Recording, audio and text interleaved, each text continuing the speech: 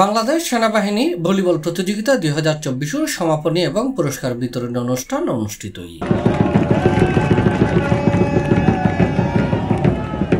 এপ্রিলের 30 তারিখ মঙ্গলবার বিকালে রামু সেনানিবাসত অনুষ্ঠিত সমাপনী এবং পুরস্কার বিতরণী অনুষ্ঠানত প্রধান অতিথি আছিল বাংলাদেশ সেনাবাহিনীর chief of general staff lieutenant general Wakeruzzaman.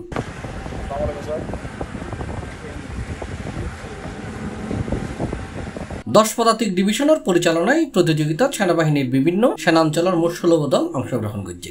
এতে 33 পদাতিক ডিভিশন দল চ্যাম্পিয়ন এবং 24 পদাতিক ডিভিশন দল রানার্স আপ এর গৌরব অর্জন করে। চেষ্টা কিন্তু বল জড়িয়ে দিলেন নেটে, আর একটি পয়েন্ট হয়ে গেল।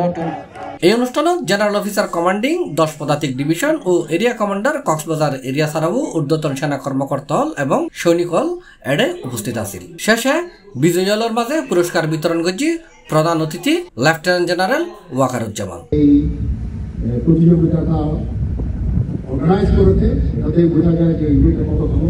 এই ইউনিটে অতীতে অনেক ভালো ভালো টিম ছিল।